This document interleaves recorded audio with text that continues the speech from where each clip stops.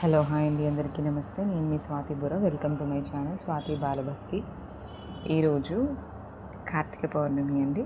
కార్తీక పౌర్ణమి శుభాకాంక్షలు అందరికీ.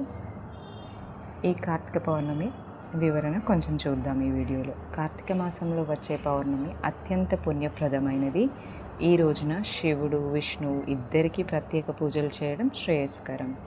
దీపాలు వెలిగించి నదీ తీరంలో లేదా ఇంటి ముందు దీపదానాలు చేస్తే అనంత పుణ్యం లభిస్తుందని పురాణాలు చెప్తున్నాయి. ఈ దీపదానాలు మనం అయ్యగారు వాళ్ళకు కూడా ఇవ్వచ్చండి. కాకపోతే కొన్ని రూల్స్ పాటించాలి.